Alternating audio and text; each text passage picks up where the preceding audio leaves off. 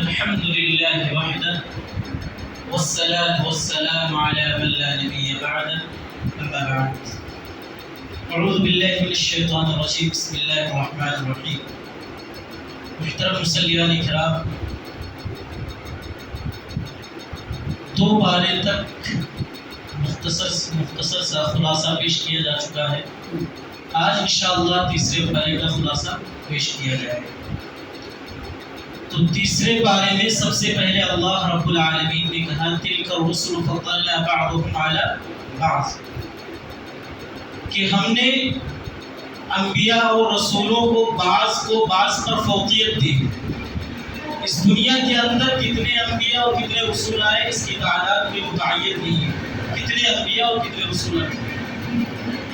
اور ان میں سے جو سب سے بڑے انبیاء ہیں، سب سے بڑے جو رسول گزرے ہیں، ان کا تذکرہ اللہ رب العالمین نے قرآن مجید کے اندر کیا ہے. ان کی تعداد 25 ہے. اور ان میں سے جو اولو العزم، ان میں سب سے بڑے جو ہیں وہ 5 ہیں. ان کا تذکرہ اللہ رب العالمین نے کیا. اور نوح علیہ السلام، ابراہیم علیہ السلام، موسیٰ علیہ السلام، عیسیٰ علیہ السلام اور جناب محمد رسول اللہ صلی اللہ علیہ وسلم ہیں. یہ اولو العزم من الرسل ہیں. تو اللہ رب العالمین نے کہا کہ میں نے بعض انبیاء پر فوقیت دی. یہاں پر ایک معاملہ، ایک واقعہ یہ پیش آیا کہ ایک یہودی نے کہا کہ موسیٰ علیہ السلام تمام انبیاء میں سب سے افضل ہیں.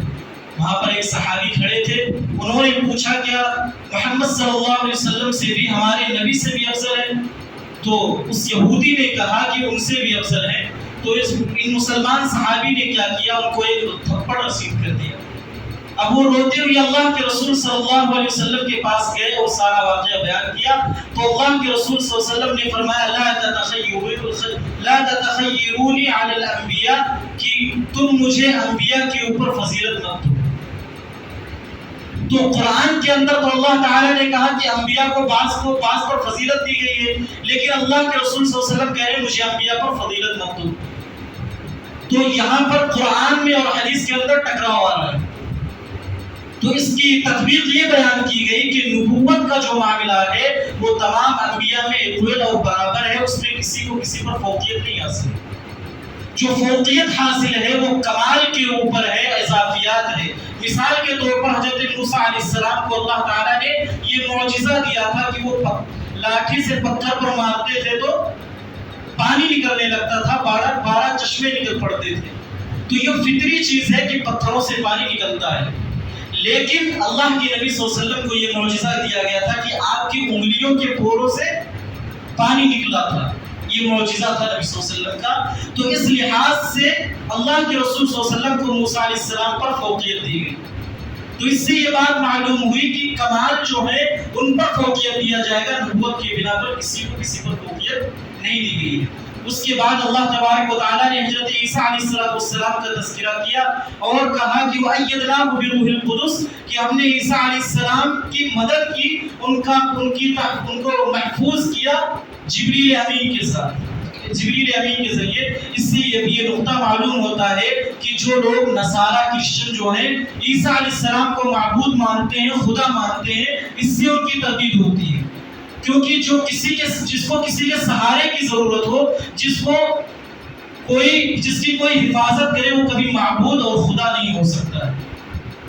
اس کے بعد اللہ رب العالمین نے آیت الکرسی کا ذکر کیا. اس آیت الکرسی کے اندر اللہ رب العالمین کے 2 اسم اعظم کا تذکرہ ہے، ایک حی اور دوسرا قیوم. اس کے بارے میں آتا ہے کہ اگر کوئی بندہ اللہ رب العالمین سے ان 2 ناموں کے ذریعے سے دعا کرتا ہے تو اللہ رب العالمین اس کی دعا کو ضرور قبول کرتا ہے. حی کا مطلب ہوتا ہے کہ زندہ رہنے والا، اور قیوم کا مطلب ہوتا ہے کہ وہ بذات خود قائم ہے، بذات خود زندہ ہے. تو اللہ رب العالمین کی جو زندگی ہے وہ اس کی ذات کے لیے ہے، وہ کسی کا محتاج نہیں ہے. اس کی زندگی کسی کے اختیار میں نہیں ہے، وہ خود اپنی زندگی کا مالک ہے. تو جو خود اپنی زندگی کا مالک ہو اور جو ہمیں زندگی ملی ہے اس کا مالک اللہ رب العالمین ہے. تو جو خود اپنی زندگی کا مالک ہو وہی ہے جو معبود کے لائق ہو. اللہ رب العالمین نے فرمایا اللہ لا الہ الا هو الحی القیوم، کہ کوئی معبود کے لائق نہیں سوائے حی اور قیوم کے. اس کے بعد اللہ رب العالمین نے کہا لا تأخذه سنة ولا نوم، کہ اللہ رب العالمین کی ذات وہ ذات ہے جس کو اونگ بھی نہیں آتی ہے اور نہ جس کو نیند آتی ہے۔ اونگ کہتے ہیں کہ جب اونگ آنے لگتی ہے تو انسان کی غفلت شروع ہو جاتی ہے، غفلت کی ابتدا یہاں سے ہوتی ہے، اور جب نیند آنے لگے تو غفلت کی انتہا ہو جاتی ہے۔ غفلت کی جب ابتدا ہوئی انسان اونگنے لگتا ہے تو پھر اس کو معلوم نہیں کہ سامنے کیا بات ہو رہی ہے، لوگ کیا باتیں کر رہے ہیں، اور جب وہ غفلت کی انتہا پر پہنچ جائے تو وہ دنیا کی ساری چیزوں سے بے خبر ہو جاتا ہے۔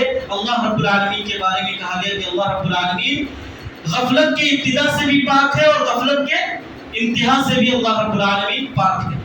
اور اس کے بعد اللہ رب العالمین نے کہا للہ ما فی السماوات وما فی الارض من ذا الذی یشفع عنده الا باذنہ۔ شفاعت کے بارے میں اللہ رب العالمین نے کہا شفاعت کس کو کہتے ہیں کہ شفاعت کہتے ہیں ضم الشیء الی الشیء، کسی چیز کو کسی چیز سے جوڑ دینا، ملا دینا۔ قیامت کے دن جو اعلیٰ مرتبے کے لوگ ہوں گے وہ گنہگاروں کی شفاعت کریں گے قیامت کے دن، تو اس کے بارے میں اللہ رب العالمین نے کہا شفاعت یہ لوگ کریں گے۔ لیکن اللہ تعالیٰ نے کہا من ذا الذی یشفع عنده الا باذنہ، کہ وہ کون لوگ ہیں جس کی اتنی جرأت و ہمت ہو سکتی ہے کہ وہ میری اجازت کے بغیر شفاعت کرے۔ اللہ رب العالمین کی اجازت کے بغیر قیامت کے دن کوئی کسی کی سفارش نہیں کر سکتا۔ سوال پیدا ہوتا ہے کہ اللہ رب العالمین ایسا کیوں کہہ رہا ہے کہ میری اجازت ضروری ہے؟ آگے اللہ تعالیٰ نے فرمایا کہ من ذا الذی یشفع عنده الا باذنہ یعلم ما بین ایدیہم وما خلفہم، کہ اللہ رب العالمین بندے کے پاسٹ سے، پریزنٹ سے، فیوچر سے، حال، مستقبل اور ماضی ساری چیزوں سے اللہ رب العالمین واقف ہوتا ہے، تو اللہ رب العالمین یہ بہتر جانتا ہے کہ کس کے حق میں سفارش کرنی ہے اور کس کے حق میں سفارش نہیں کرنی ہے۔ یہ اللہ رب العالمین جانتا ہے۔ جو سفارش کرنے والا ہے اس کو نہیں معلوم کہ میں جس کے بارے میں سفارش کر رہا ہوں اس کا حال کیا ہے، مستقبل کیا ہے اور اس کا ماضی کیا ہے، لیکن اللہ رب العالمین جانتا ہے۔ اس لیے اللہ تعالیٰ نے کہا کہ میں اسی بندے کے لیے میں اجازت جب اس وقت دوں گا جب میں جانتا ہوں کہ بندے کا حال کیا ہے، اس کا مستقبل اور ماضی کیا ہے، میں اجازت دے دوں گا تب بندہ سفارش کرے گا۔ اور اس کے بعد اللہ رب العالمین کے بارے میں کہا گیا کہ من ذا الذی یشفع عنده الا باذنہ یعلم ما بین ایدیہم وما خلفہم ولا یحیطون بشیء من علمہ الا بما شاء وسع کرسیہ السماوات والارض۔ یہاں پر اللہ رب العالمین کی کرسی کا تذکرہ کیا گیا۔ عرش الگ ہے اور کرسی الگ ہے۔ عرش کتنا لمبا، کتنا چوڑا ہے، اس کی وہ کتنا بڑا ہے اس کے بارے میں ہمیں نہیں معلوم، لیکن جو اس کی کرسی ہے، کرسی کے بارے میں حضرت عبداللہ بن عباس رضی اللہ تعالیٰ عنہ نے کہا کہ اللہ رب العالمین کی کرسی اتنی بڑی ہے کہ ساتوں زمین کو لے لیا جائے اور ساتوں آسمان کو لے لیا جائے اور ان سب کو بچھا دیا جائے، ساتوں زمین ساتوں آسمان کو لے کر بچھا دیا جائے، اور پھر اس کی مثال ایسے ہی ہے کہ جیسے کوئی صحرا ہے، جنگل ہے، اس میں کوئی انگوٹھی۔ کرسی جہاں پر اللہ رب العالمین اپنے دونوں پیر کو رکھتا ہے، پیر کا تذکرہ بھی اللہ رب العالمین کا حدیث کے اندر آیا، ہاتھ کا تذکرہ قرآن کے اندر آیا ہے، لیکن وہ کیسے ہے اس کا مثال نہیں دے سکتے۔ لیسا کمثلہ شیء، اللہ رب العالمین کے جیسی کوئی چیز نہیں ہے۔ بس اتنا معلوم ہے کہ اس کے ہاتھ بھی ہے، پیر بھی ہے، چہرہ بھی ہے، اس پر ایمان لانا ضروری ہے۔ تو اللہ رب العالمین جہاں پر اپنے پیر رکھتا ہے وہ اتنا زیادہ، اتنا بڑا ہے، اس کے بارے میں کہا گیا کہ اگر ایک انگوٹھی ہے اس کو کسی صحرا میں ڈال دیا جائے تو اس کی کیا اوقات ہوتی ہے؟ اس کو کوئی ڈھونڈ سکتا ہے؟ اس کو کوئی نہیں ڈھونڈ سکتا۔ اسی طرح اللہ تعالیٰ نے کہا کہ اس کی کرسی کی مثال ہے۔ پھر اس کے بعد اللہ تعالیٰ نے کہا لا اکراہ فی الدین، دین کے اندر کوئی زبردستی نہیں ہے۔ بہت سارے لوگ کہتے ہیں کہ اسلام جو ہے وہ تلوار کے زور پر پھیلا ہے، تو آپ بتائیے اللہ تعالیٰ نے کہا دین کے اندر کوئی زبردستی نہیں، اور ایمان کا جو تعلق ہوتا ہے وہ دل سے ہوتا ہے۔ تو تلوار کے ذریعے سے جسم کو جھکایا جا سکتا ہے، لیکن تلوار کے ذریعے سے دل کو کبھی نہیں جھکایا جا سکتا۔ یہ ایمان کا معاملہ ہے۔ اور اس کے بعد اللہ رب العالمین نے ابراہیم علیہ السلام کے محاذرے کا ذکر کیا۔ اس کے اندر اللہ رب العالمین، حضرت ابراہیم علیہ السلام کی ایک خاصیت یہ تھی کہ وہ مناظرہ کرتے تھے تو دو ہی جملے میں سامنے والے کو ہرا دیتے تھے، سامنے والے کو لاجواب کر دیتے تھے۔ اللہ رب العالمین نے ان کا تذکرہ ذکر کیا اس کے اندر کہ جب وہ نمرود بادشاہ کے پاس گئے اور ان سے مناظرہ ہونے لگا، انہوں نے کہا کہ میرا رب تو وہ ہے جو جس کو چاہتا ہے موت دیتا ہے، جس کو چاہتا ہے زندگی دیتا ہے۔ تو نمرود نے کیا کیا؟ 2 آدمی کو بلایا، ایک کو قتل کر دیا، ایک کو چھوڑ دیا۔ کہا اس میں کون سی بڑی بات ہے، یہ تو میں بھی کر سکتا ہوں، جس کو چاہوں مار دوں، جس کو چاہوں چھوڑ دوں۔ تب اللہ تو حضرت ابراہیم علیہ السلام نے کہا کہ میرا رب تو وہ ہے جو سورج کو پورب سے نکالتا ہے اور پچھم میں لے جا کر ڈبو دیتا ہے۔ اگر تم خدا ہو تو یہ کرو کہ تم پچھم سے نکالو اور پورب میں لے جا کر ڈبا دو۔ فَبُهِتَ الَّذِي كَفَرَ، تو جو نمرود بادشاہ تھا وہ ہکا بکا رہ گیا، اس کے پاس کوئی جواب نہیں بچا۔ اب یہ مناظرہ تو ہو گیا، لیکن ابراہیم علیہ السلام کے ذہن میں یہ بات رہ گئی کہ اللہ، ان کا تو ایمان تھا کہ اللہ رب العالمین مرد جس کو چاہے مارتا ہے، جس کو چاہے جلاتا ہے، لیکن وہ دیکھنا چاہتے تھے کہ اللہ رب العالمین یہ کیسے کرتا ہے۔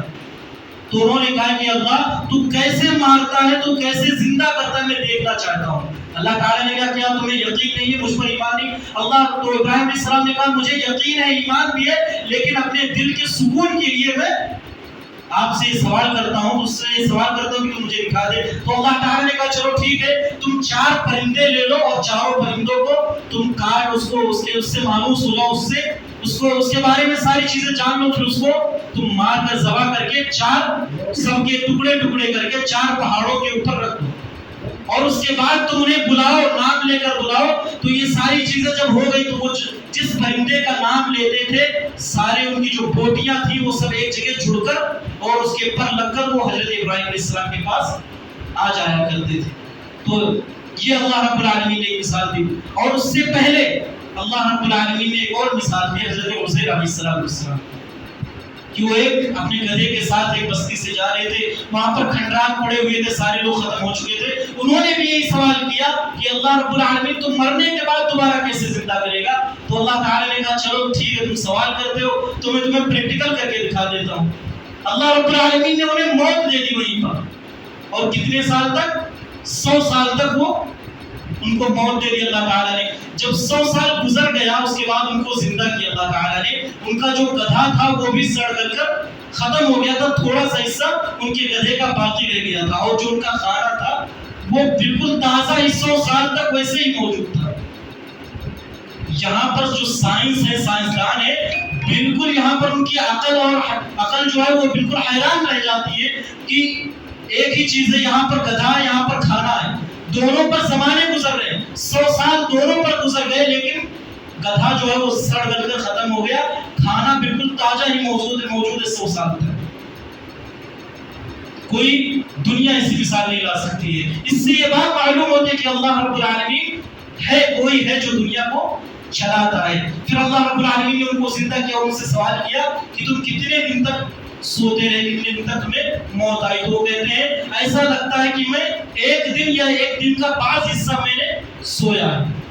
اللہ رب العالمین نے ان کو یہ ساری چیزیں بتا دی، اور اس کے بعد جب آگے چلتے ہیں تو اللہ رب العالمین نے صدقے کا ذکر کیا، مثل الذین ينفقون اموالهم فی سبیل اللہ، اس کا ذکر کیا۔ تو اس سے یہ بات معلوم ہو گئی کہ 3 چیزیں ہیں اللہ رب العالمین کی بارگاہ میں صدقہ کو قبول کرنے کے لیے 3 چیزیں ہیں۔ جیسے دانا ہے، جو بیج ہے کھیت کے اندر کسان داخل کرتا ہے تو بیج صحیح ہونا چاہیے، کھیت بھی زرخیز ہونا چاہیے، اور جو کسان ہے وہ کاشتکاری کا فن بھی رکھنا چاہیے۔ اسی طریقے سے جب آپ صدقہ کرتے ہیں تو آپ کی نیت درست ہونی چاہیے، اور آپ کا جو مال ہے وہ صحیح ہونا چاہیے، اور جس جگہ پر آپ مال خرچ کرتے ہیں وہ جگہ بھی صحیح ہونا چاہیے، تب مال قبول ہوتی ہے۔ اور 4 ایسی جگہ اللہ تعالیٰ نے ذکر کی جس کی وجہ سے صدقات جو ہیں وہ ختم ہو جاتے ہیں، برباد ہو جاتے ہیں، اللہ رب العالمین کے یہاں قبول نہیں ہوتے۔ سب سے پہلی چیز ریاکاری، اگر بندہ کسی اور کے دکھاوے کے لیے صدقہ کرتا ہے تو اللہ تبارک و تعالیٰ کے یہاں قبول نہیں ہوتی ہے۔ دوسری چیز، اگر کوئی انسان صدقہ کرتا ہے اور صدقہ کرنے کے بعد اس کو احسان سمجھ کر اس کو جھٹلا دیتا ہے، اس کو احسان جتلانے لگتا ہے کہ میں نے تمہارے اوپر اتنے روپیے خرچ کیے، تمہیں صدقہ دیا، تو ایسے لوگوں کے بھی صدقات کو اللہ رب العالمین ضائع اور برباد کر دیتا ہے۔ تیسرا وہ عمل کہ اگر کوئی انسان صدقہ کرتا ہے لیکن اس کے پاس ایمان نہیں ہے، ایمان کی دولت نہیں ہے، تو اللہ رب العالمین اس کے صدقے کو قبول نہیں کرتا ہے۔ چوتھی چیز کہ اگر کوئی بندہ صدقہ کرتا ہے اور صدقہ کرنے والے پر وہ ظلم کرتا ہے، اسے تکلیف دیتا ہے، تو اس کا ثواب بھی اللہ رب العالمین اس سے چھین لیتا ہے۔ 4 اعمال ایسے ہیں جس سے صدقہ برباد ہو جاتا ہے۔ اس کے بعد اللہ رب العالمین نے سود کا تذکرہ کیا اور اللہ رب العالمین نے کہا کہ سود جو ہوتا ہے اس کو اللہ رب العالمین مٹاتا ہے، صدقات جو ہوتے ہیں ان کو اللہ رب العالمین تربیت کرتا ہے، ان کی پرورش کرتا ہے اور ان کو بڑھا چڑھا کر دیتا ہے۔ کیوں؟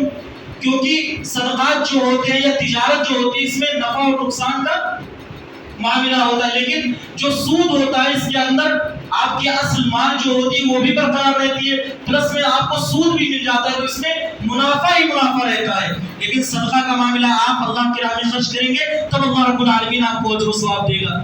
تجارت ہے آپ پیسہ دیں گے تب مال ملے گا، مال دیں گے پیسہ لیں گے، تو یہ ساری چیزیں۔ لیکن سود کا معاملہ ہوتا ہے آپ کا مال بھی بچ گیا اور الگ سے آپ کو مال بھی آتا ہے، اس لیے اللہ رب العالمین نے اس کو حرام قرار دیا۔